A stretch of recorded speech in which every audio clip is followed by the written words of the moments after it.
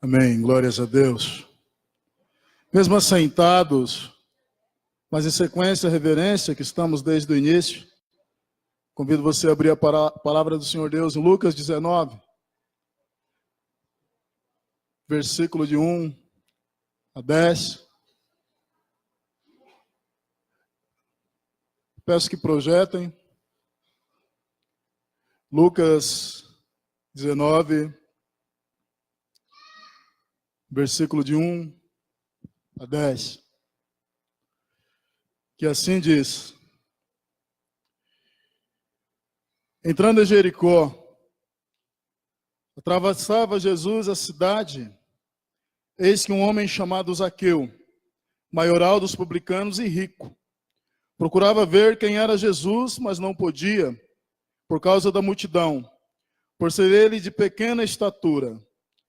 Então, correndo adiante, subiu a um sicômoro, a fim de vê-lo, porque por ali, havia ele de passar. Quando Jesus chegou àquele lugar, olhando para cima, disse-lhe: Zaqueu, desce depressa, pois me convém ficar hoje em tua casa. Ele desceu a toda pressa e o recebeu com alegria.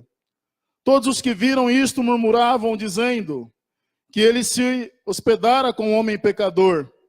Entre mentes, Zaqueu se levantou e disse ao Senhor: Senhor, resolvo dar aos pobres a metade dos meus bens.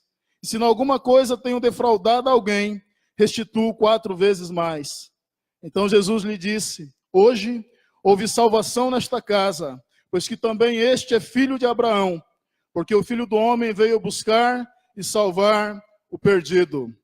Peço que nosso irmão José Luiz, pondo-se em pé, eleve a Deus uma oração, clamando a presença do Espírito Santo de Deus, para que nos conduza no partilhar, no ouvir e tomar posse da palavra do Senhor nosso Deus.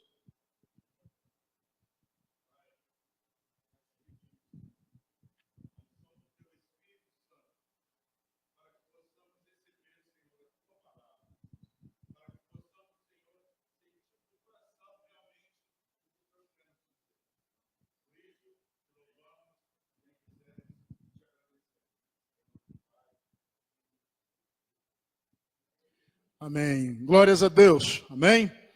Com certeza, esta passagem é uma das mais conhecidas no Brasil.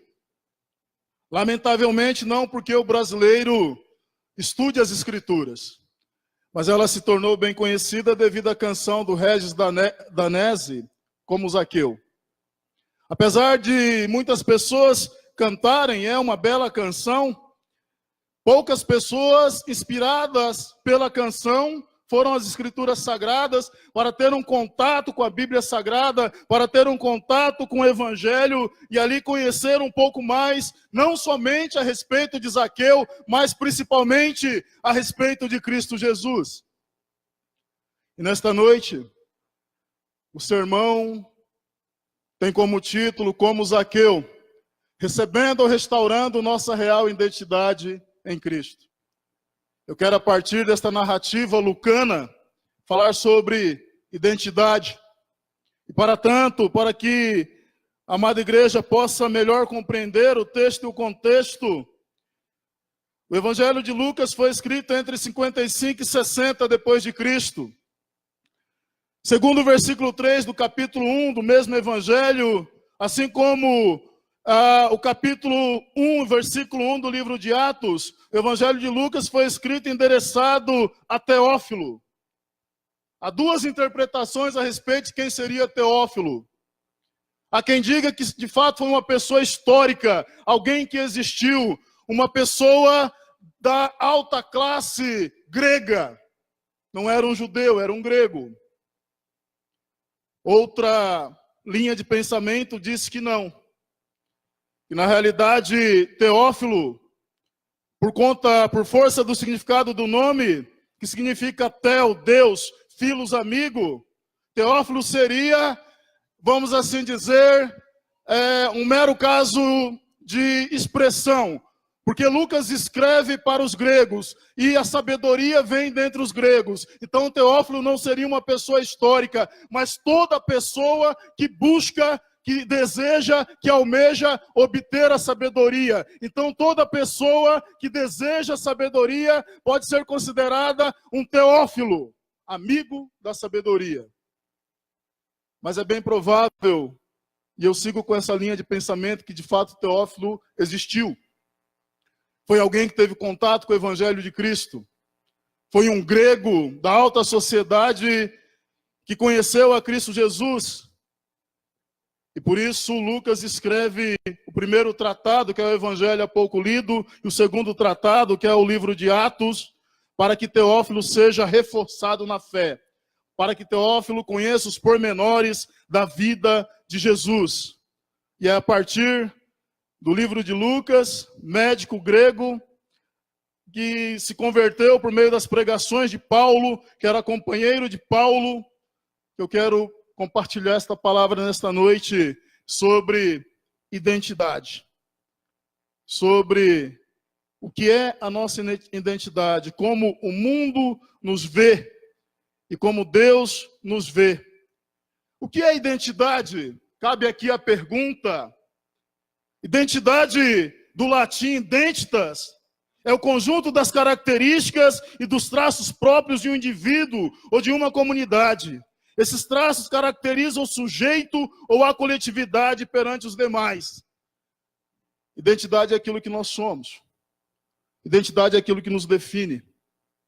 Quando alguém pergunta o teu nome, você responde o teu nome, você está passando a sua identidade, aquilo que te identifica. E a identidade, falando em sociologia, ela só existe na alteridade. Alteridade é o meu relacionamento com o outro. Identidade tem a ver com que eu só sou eu, porque o Tiago é ele. E ele é ele totalmente diferente de mim. Mas nós vivemos em sociedade e temos que nos relacionar. Identidade tem a ver com características próprias. E a Bíblia nos dá a entender que existe uma identidade espiritual. Uma identidade espiritual a qual nós herdamos de Deus por meio de Cristo Jesus. Nós temos muitas facetas. Eu, por exemplo, às vezes eu nem sei quem eu sou. Porque me chamam de Mano Zé, me chamam de Zé do Egito, já me chamaram de Zé do Agito, Negão da Bênção, e por aí vai. Na lista tríplice lá do meu distrito, eu fui o segundo mais votado para concorrer ao episcopado, no pleito passado. E eu perdi voto porque no concílio, muitos irmãos não sabiam que meu nome é José do Carmo da Silva. E aparecia lá José do Carmo da Silva. Boa parte das pessoas acreditava que meu nome era José do Egito. E não é. É uma longa história que um dia eu conto aqui. Né? Mas eu não consigo mais me ver como José do Egito. Eu vou fazer 45 anos. José do Egito era jovem. Era forte, bonito. Então, beleza e juventude. Beleza eu tenho um pouco, juventude nem tanto. Então não consigo mais me ver como José do Egito. Pela barba eu já estou me tornando aí Abraão. Tá ficando branca, né? Mas nós temos muitas facetas. Eu, além de ser o José do Carmo da Silva, eu sou o esposo da Fátima, o pai da Janaína, do Júnior, da Jéssica, do Mateus e do Eduardo. Estou no lugar do avô da Evelyn, do Gustavo e do Guilherme. E agora nasceu Pietro. E sou professor de teologia e sou pastor. Então tenho muitas facetas. Na nossa identidade, enquanto pessoa única, existem muitas facetas. É o pai, é o filho, é o marido, é a esposa, é o irmão, é o cidadão, é o metodista. Mas existe, para além dessas muitas facetas, nós devemos saber quem nós somos. Quem nós somos. Porque uma pessoa que não sabe quem ela é, esta pessoa, ela praticamente, ainda que exista, ela não é plenamente pessoa.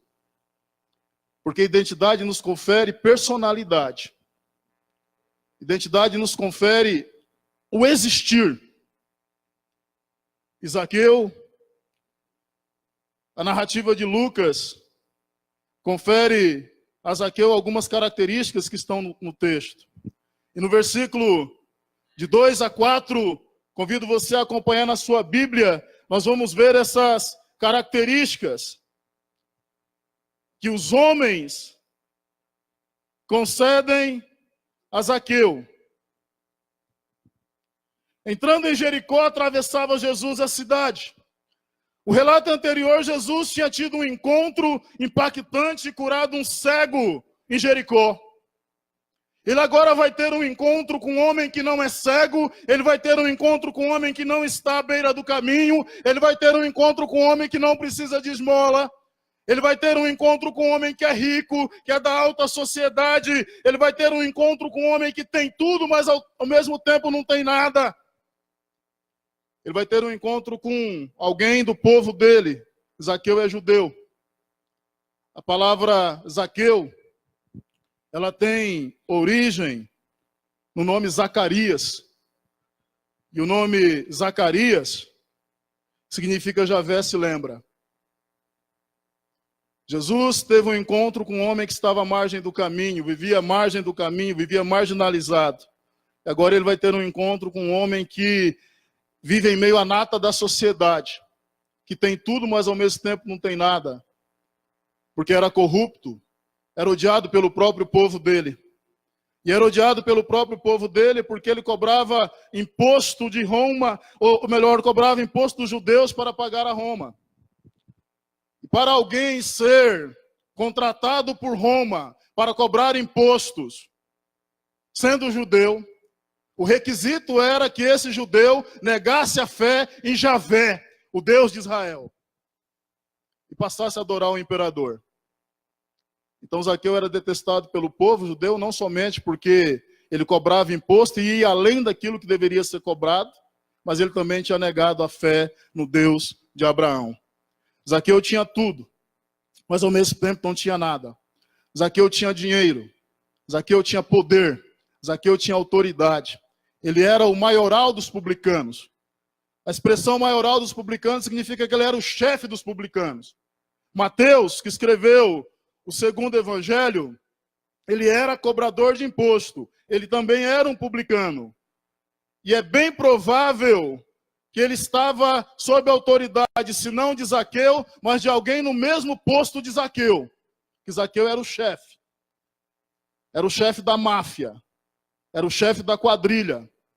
Era o chefe, vamos assim dizer, da rede de corrupção que existia naquela época.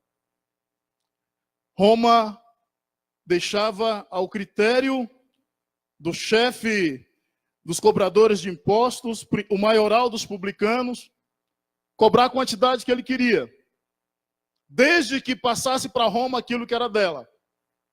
E Zaqueu era bom no que ele fazia.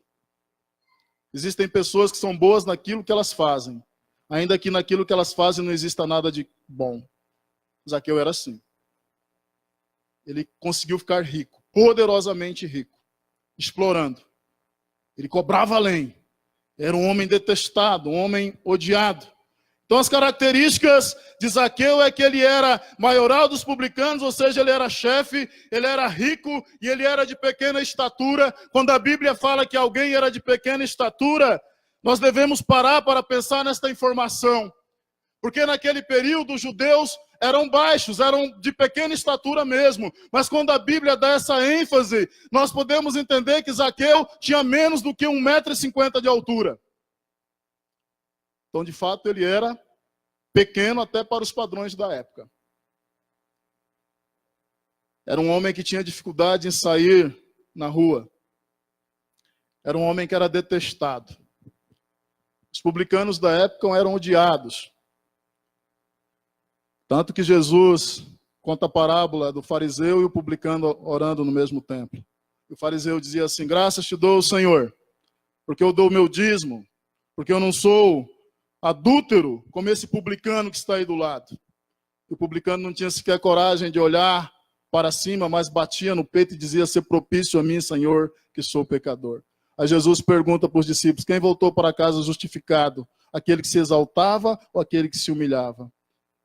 E quem se humilhava era o publicano. Era uma pessoa odiada, detestada, era uma pessoa que tinha dificuldade de andar em público, era alguém que num motim morreria com facilidade. Por isso que Zaqueu, além da baixa estatura dele, não arriscou ficar em meio à multidão. Ele poderia ali até mesmo ser morto. Poderia naquele momento ali, quem sabe, ser pisoteado, ser apedrejado. Mas a palavra nos diz que Zaqueu, ele naquele momento, percebendo que não iria conseguir ver Jesus, devido ao tumulto, devido à sua pequena estatura, ele saiu correndo. E o texto diz que ele correu adiante. Ou seja, provavelmente ele correu uns 500 metros ou até mais. Ele saiu do meio da multidão. Passou pela cabeça dele: eu sei o caminho por onde Jesus vai passar, eu sei o trajeto que Jesus vai fazer, porque para sair de Jericó só tinha uma estrada. E ele vai, sobe em um sicômoro. No Antigo Testamento tem muitas menções a esta árvore. Era uma figueira brava. Alguém já pregou por aí que tinha espinhos, mas não é verdade. Era uma figueira brava. O fruto dela era venenoso. Para comer o fruto da figueira brava, tinha que cortar ele, deixar sair o leite para depois amadurecer. Era uma árvore frondosa. Coloca a árvore aí, irmão. Vocês vão entender o porquê que é importante falar a respeito desta árvore.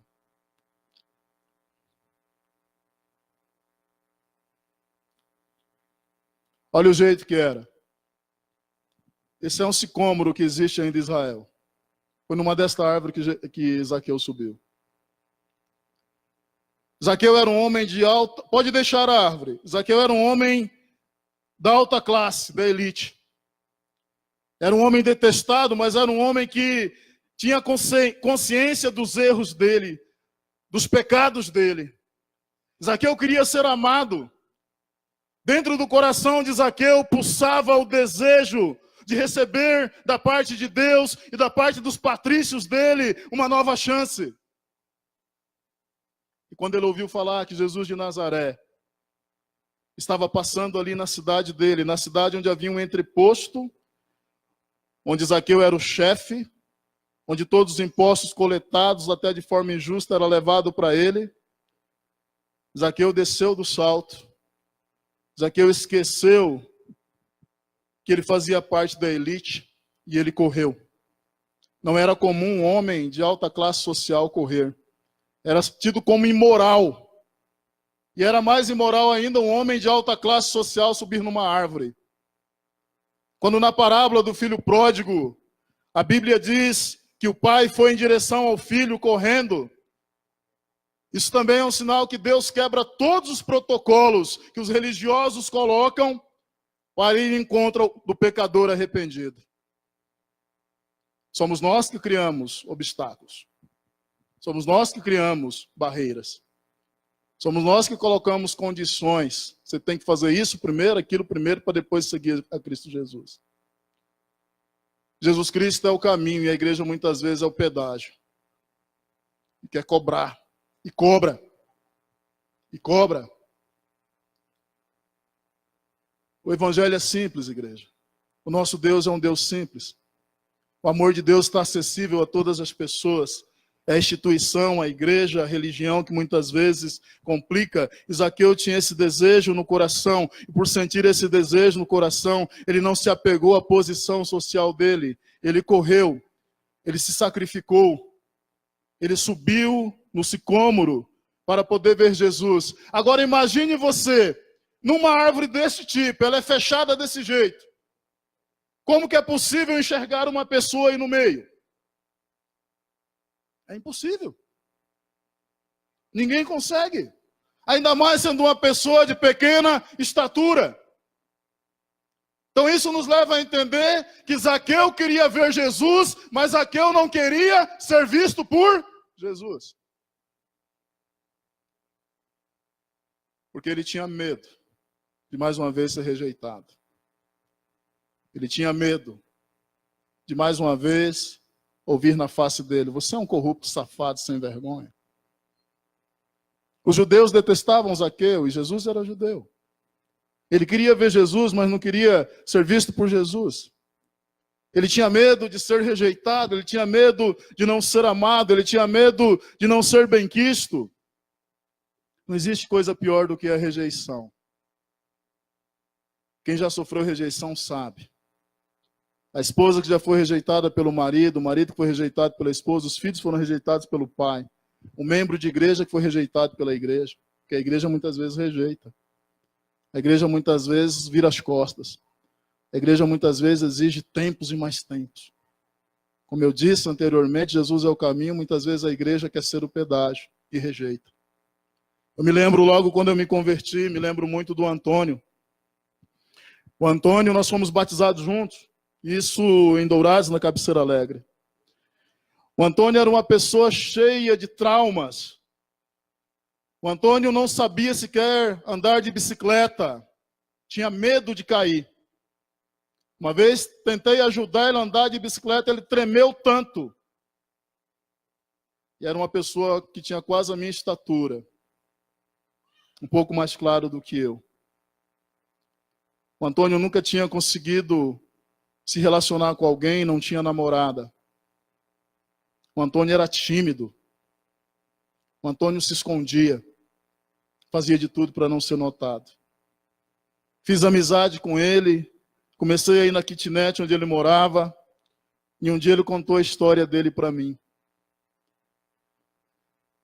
O pai dele trabalhava em fazendas, construindo cercas. E às vezes, dependendo do período que ia ficar, levava a família toda. E num desses períodos que o pai dele estava fora, a mãe do Antônio ficou grávida. Mas do próprio pai. Todavia, o pai achava que a esposa, que a mãe do Antônio, teria sido infiel a ele. E com reservas ele aceitou o Antônio. Porque na cabeça dele o Antônio era filho de um adultério, de uma traição da esposa dele.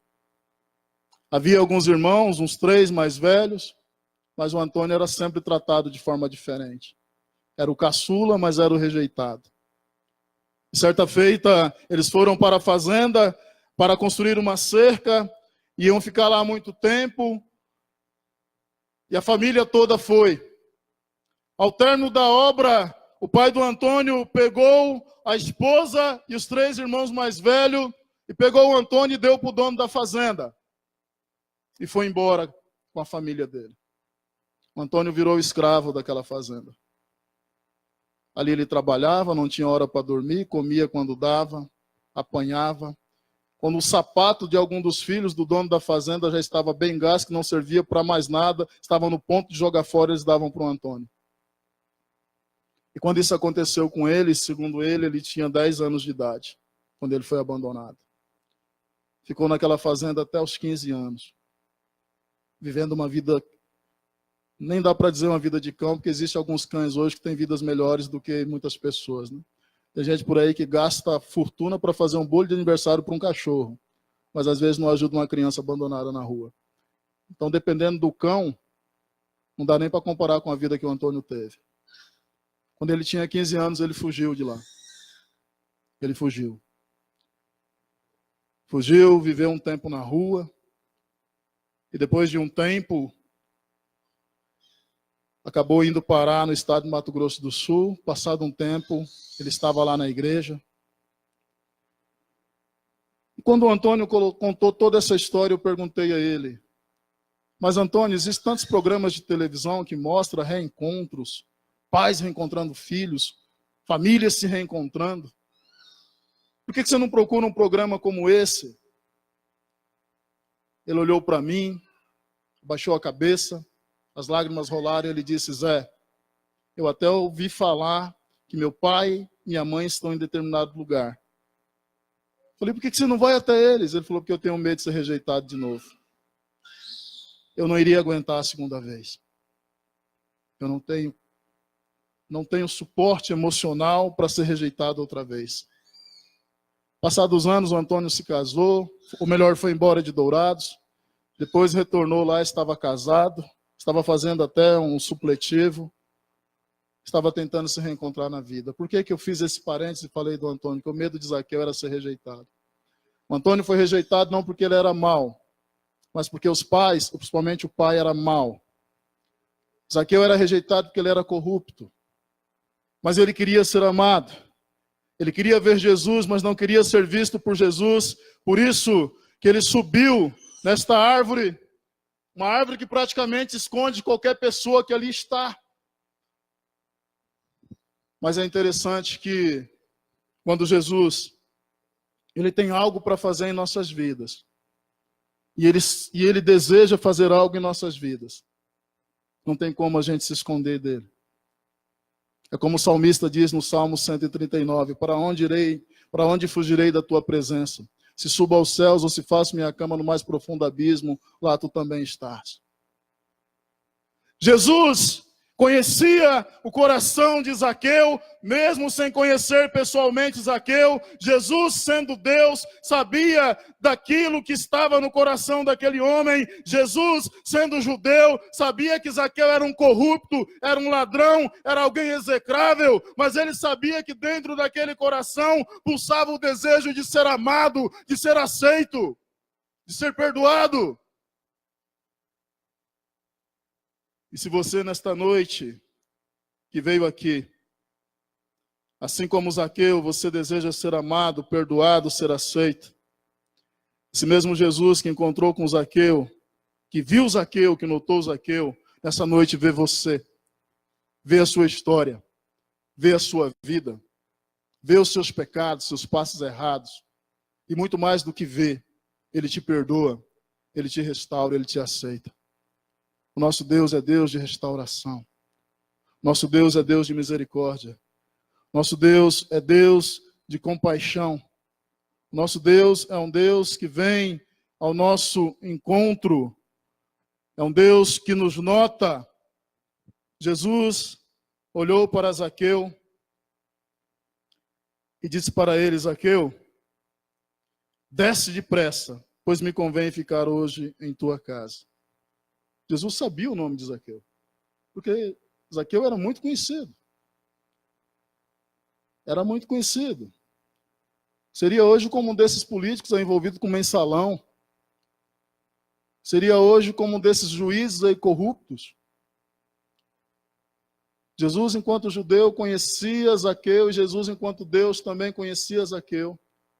Jesus, enquanto judeu, sabia da má fama de Zaqueu. Jesus, enquanto Deus, sabia do que pulsava no coração daquele homem. E Jesus o nota no meio de uma árvore como essa, quase que impossível de ver alguém aí. Jesus olha para ele, Jesus o ama e faz o convite: desce, Zaqueu.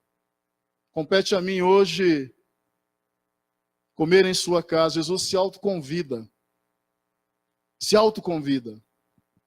Porque nesta época, um pecador como Zaqueu convidar um rabino para entrar na casa era considerado como blasfêmia. E se Zaqueu já queria se esconder de Jesus, Jesus sabia que Zaqueu não iria dar o primeiro passo e dizer para ele: Senhor, entre na minha casa. Ele sabia que Jesus não iria fazer como aquele centurião que se apresentou a Jesus, porque o servo dele estava enfermo, e quando Jesus fez menção que ia até a casa dele, o centurião disse assim: Senhor, eu não sou digno que entreis em minha casa. Assim como o Senhor, eu sou homem, que tem embaixo da minha autoridade muitas pessoas. Se digo a este vai, ele vai. Se digo a este outro vai, ele vai. Eu creio que se daqui o Senhor disser tão somente uma palavra, o meu servo será curado. Jesus sabia que Zaqueu não ia convidá-lo ele para ir na casa dele. Então Jesus se antecipa. Jesus dá o primeiro passo.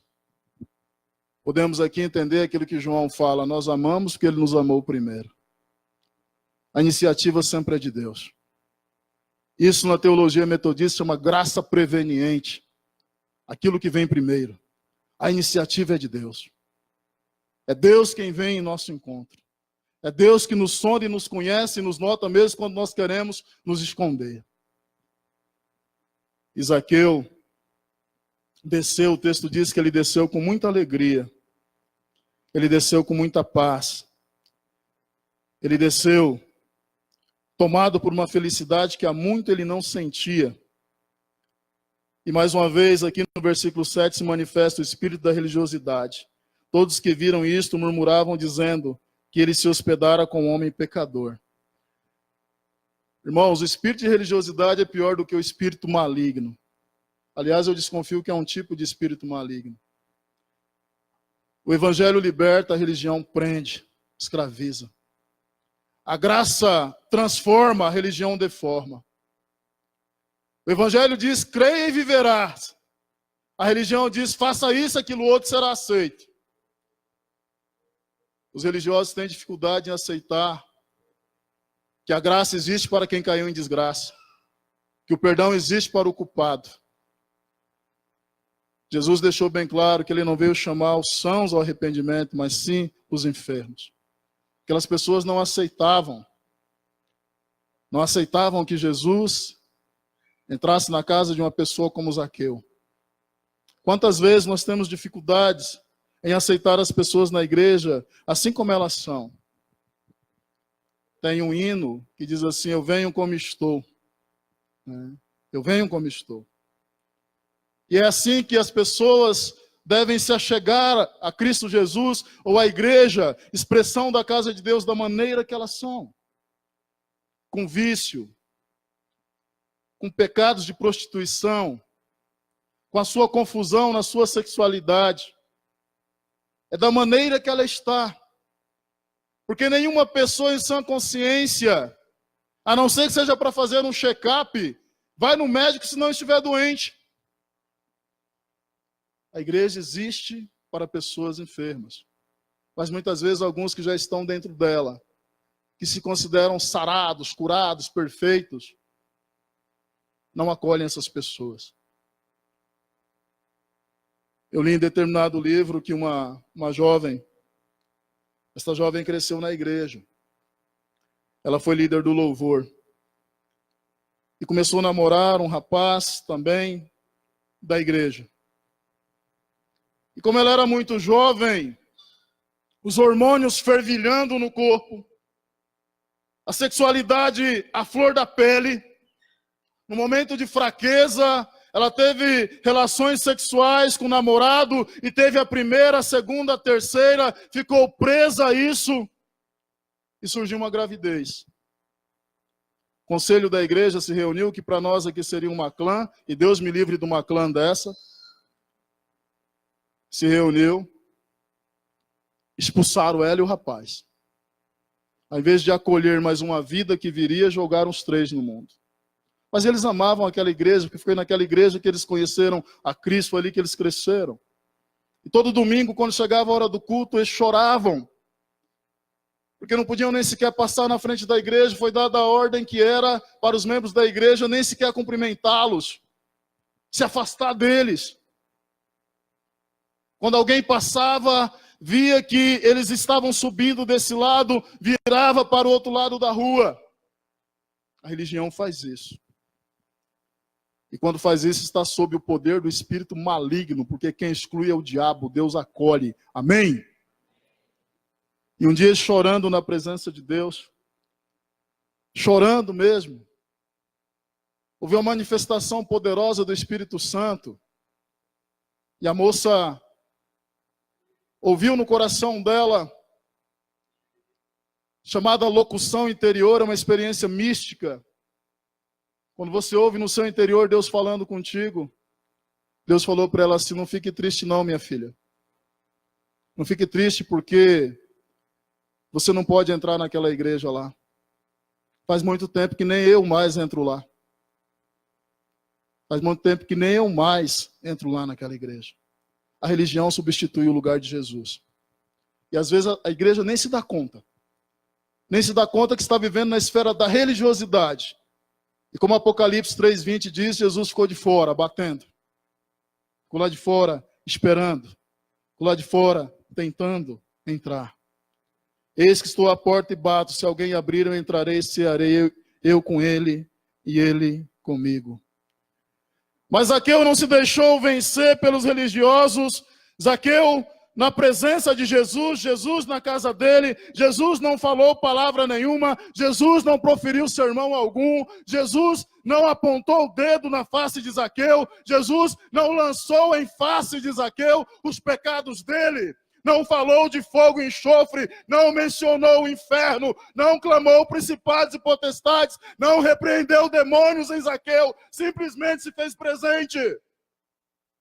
Simplesmente se fez presente. E a palavra de Deus nos diz, através do apóstolo Paulo, que o amor de Cristo nos constrange. A presença amorosa de Jesus ali na casa daquele pecador detestado, odiado, sem que Jesus falasse palavra alguma, tocou nele. Tocou nele. E Zaqueu se levanta e demonstra o sinal do seu novo nascimento. Versículo 8, entremente Zaqueu se levantou e disse ao Senhor, Senhor, resolvo dar aos pobres a metade dos meus bens, e se em alguma coisa eu tenho defraudado alguém, restituo 4 vezes mais. Olha só. Versículo 8, entremente Zaqueu se levantou e disse ao Senhor. Achei que fosse um anjo falando, né? Zaqueu, ele fez aquilo, ou melhor, ele foi além do que a lei mandava. Lá em Êxodo 22, versículo 4, diz que quando uma pessoa defraudava a outra, ela tinha que restituir 2 vezes mais. Mas a presença de Cristo, a experiência que Zaqueu teve com Cristo, foi tão impactante que ele foi além daquilo que a lei dizia. Aqui nós aprendemos, irmãos e irmãs, quando nós temos um genuíno, verdadeiro encontro com Jesus, nós vamos além daquilo que a Bíblia diz. Nós somos tomados pelo amor de Deus, de forma que, se a Bíblia nos manda dar 100, nós vamos além daquilo que está escrito. Nós somos capazes de andar a 2ª milha. Nós somos capazes de, se alguém nos pedir um manto, entregar a túnica também.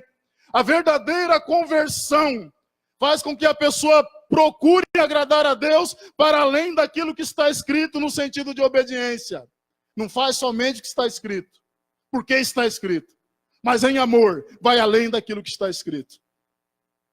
A lei dizia para dar 2 vezes mais. Ele falou que ia restituir 4 vezes mais. E ainda disse que 50% dos bens dele ele ia dar aos pobres. Faço à igreja uma pergunta.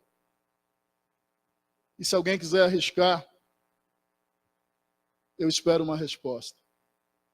Se ele ia restituir 4 vezes mais as pessoas a quem ele havia defraudado, e ele havia defraudado a muita gente, e metade dos bens que ele tinha ele ia dar aos pobres, o que restou para Zaqueu? Alguém arrisca?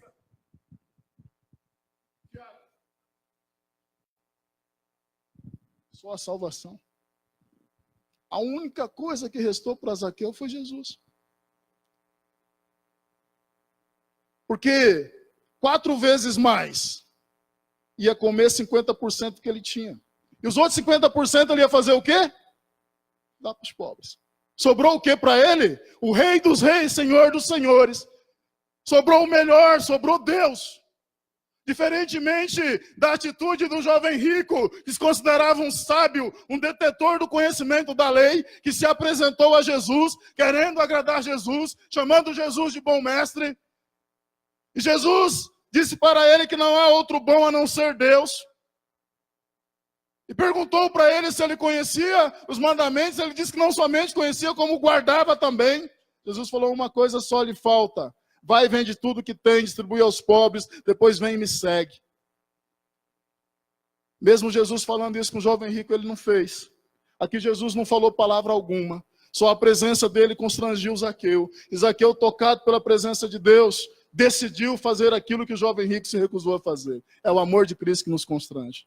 Amados irmãos, nós podemos fazer campanha para melhorar a arrecadação dessa igreja.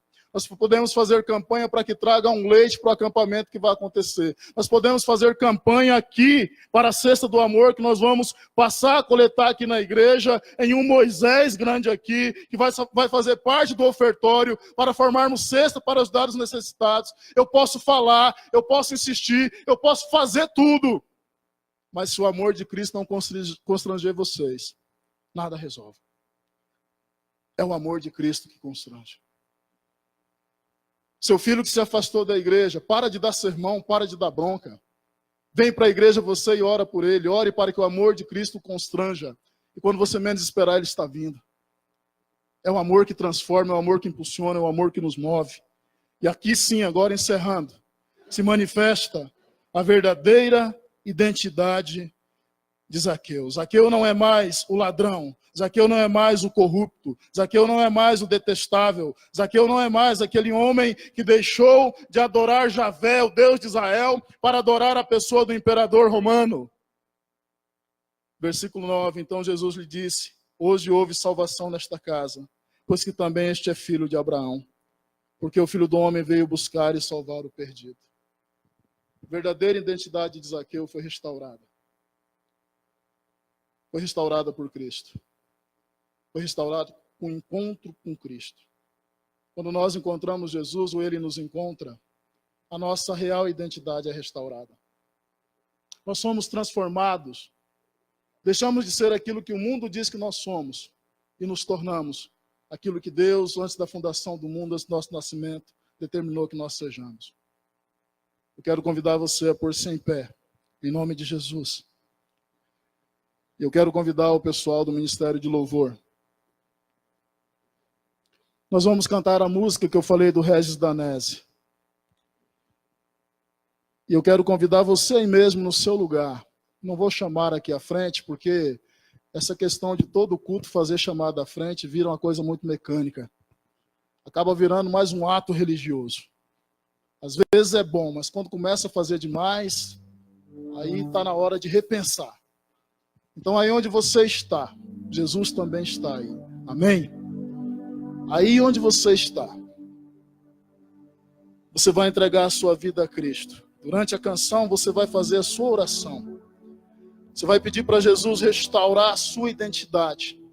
Assim como ele restaurou a de Zaqueu, dizendo: este verdadeiramente também é um filho de Abraão. O mundo pode dizer que você é isso, é aquilo outro. Mas Deus te vê de forma diferente e diz: você é meu filho, você é minha filha. O mundo pode colocar rótulos em você, mas Deus não coloca rótulo, Ele coloca um carimbo, um selo do Espírito e diz: você me pertence. E você vai, nesse momento, entregar a tua vida ao Senhor, se você ainda não fez. E se você fez e se afastou, assim como Zaqueu um dia se afastou do Deus de Israel, você vai fazer a sua entrega, o seu retorno para a presença de Deus. Cantemos e oremos nos entregando ao Senhor.